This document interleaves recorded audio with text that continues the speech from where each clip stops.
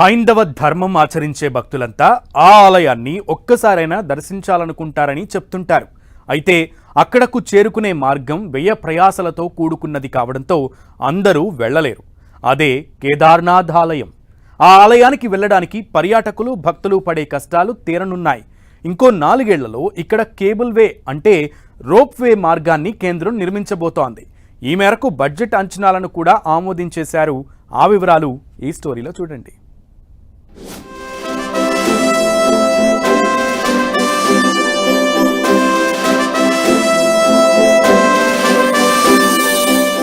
కేదార్నాథ్ కి cable way. Sonprayag to Kedarnath, Govind Ghat to Hemkund Sahib కు cable మార్గాలు. రాబోయే 4-5 ఏళ్లలో కేదార్నాథ్ కు వెళ్లే యాత్రికుల శ్రమ గణనీయంగా తగ్గనుంది. ఎత్తైన కొండ ప్రాంతంలోని కేదారనాథుడి దర్శనం కోసం భక్తులు ప్రయాసపడాల్సిన అవసరం లేదు. ఓ మాదిరి ఆరోగ్యం ఉన్నవారికైనా కష్టంగా ఉండే ఈ యాత్ర చివరి మజిలీలో 21 కిలోమీటర్ల మేర కాలినడకన చేరాల్సి ఉంటుంది. నడవలేని వారు డోలీలు, గుర్రాలపై వెళ్తూ ఉంటారు. అలాంటి వారి కోసం మరోవైపు పర్యాటకం కొత్త పుంతలు తొక్కుతున్న వేళ కేదార్నాథుని మరింత మందికి దగ్గర చేసేందుకు ఈ కేబుల్ వే కార్యక్రమం చేపట్టారు. ఇందుకు సంబంధించి కేంద్రం బడ్జెట్ అంచనాలను కూడా ఆమోదించేసింది.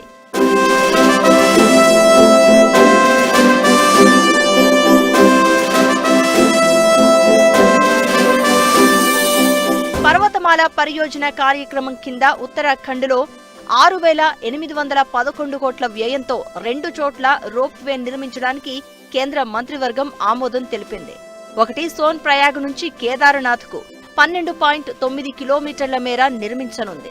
దీనికి 4,081 కోట్ల ఖర్చు అంచనా వేశారు.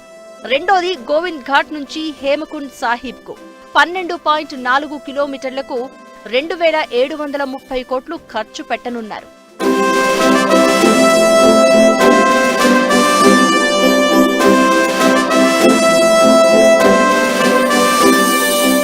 ఇవి ప్రభుత్వం ప్రైవేటు భాగస్వామ్యం కింద ఏర్పాటవుతాయి.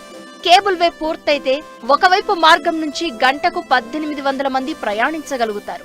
రోజుకు అలా 18,000 మంది కేదార్నాథ్ ఆలయానికి వెళ్తారు. ప్రస్తుతం గౌరీకుండ్ నుంచి కేదార్నాథ్ కు 16 కిలోమీటర్ల మేర కాలి నడకన గాని హెలికాప్టర్లో గాని వెళ్లాల్సి వస్తుంది. దేశంలోని 12 జ్యోతిర్లింగాలలో ఒకటైన కేదార్నాథ్ యాత్ర కష్ట సాధ్యమైనదైనా ప్రతి ఏటా 2 సార్లు తెరుచుకునే ఈ యాత్రకి లక్షలాది మంది వస్తూ ఉంటారు.